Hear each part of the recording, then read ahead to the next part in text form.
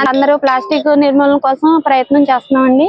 అందులో మూలంగా దానికి అనుగుణంగా ఇప్పుడు టీ స్టాల్లో ఉపయోగించే ప్లాస్టిక్ గ్లాసులు ఉపయోగించకుండా ఉండడం కోసం చారిటబుల్ ట్రస్ట్ నుంచి, నల్లా విజయలక్ష్మి చారిటబుల్ ట్రస్ట్ నుంచి ఈ గాజు గ్లాసులు ఈ రోజు పంపిణీ చేస్తున్నామండి. ప్లాస్టిక్ వద్దు, గాజు గ్లాసులే ముద్దు. ప్లాస్టిక్ వద్దు, గాజు గ్లాసులే ముద్దు. ప్లాస్టిక్ వద్దు, గాజు గ్లాసులే ముద్దు. ప్లాస్టిక్ వద్దు, గాజు గ్లాసులే ముద్దు. ప్లాస్టిక్ వద్దు. శ్రీ నల్లా విజయలక్ష్మి చారిటబుల్ ట్రస్ట్ నుంచి మనం ప్లాస్టిక్ వాడకుండా గాజు గ్లాసులే అని చెప్పని మనం టీ స్టాల్స్ కి అందజేస్తున్నాం అండి.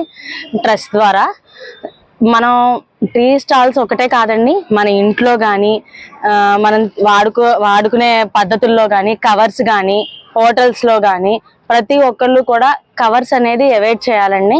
దానికోసం రేపొద్దున మన పిల్లల భవిష్యత్తు కోసం అవి ఆ ప్లాస్టిక్ అనేది భూమిలో మనకి ఇంకిపోతే మనకి వాటర్ అనేది రాదండి. 100 సంవత్సరాలైనా 1000 సంవత్సరాలైనా అలాగే ఉండిపోతాయండి.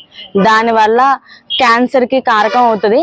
మనకి రీసెంట్ గా ఇక్కడ బిక్కవోడ్లో మనకి క్యాన్సర్ మొత్తం టెస్ట్లన్నీ చేశారు. అందరికీ కూడా మాక్సిమం 200-150 మెంబర్స్ దాకా కన్ఫర్మ్ అయింది క్యాన్సర్ది. అందుకని ప్లాస్టిక్ వాటిల్లో వేడివేడి వేసుకొని తినడం కానీ, తాగడం కానీ, ఓన్లీ మనం అరిటాకుల్ని, మన సాంప్రదాయాన్ని, మన సంస్కృతిని ముందుకు తీసుకెళ్దాం. భోజనాల్లో అరిటాకులు అలా తీసుకొని ముందుకెళ్దాం. ఇంట్లో కూడా స్టీల్ వాటినే మనం ప్రిఫర్ చేద్దాము.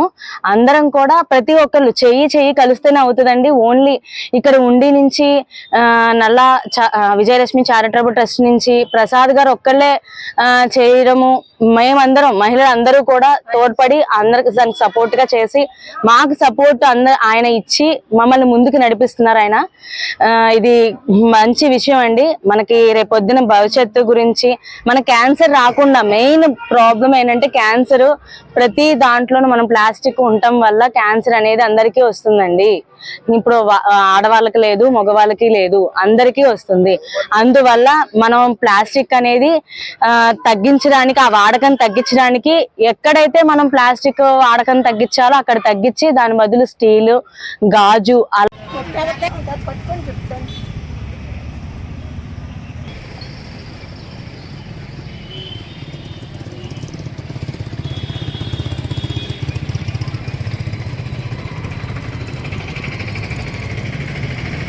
ప్లాస్టిక్ గ్లాసులు అసలు వాడద్దు.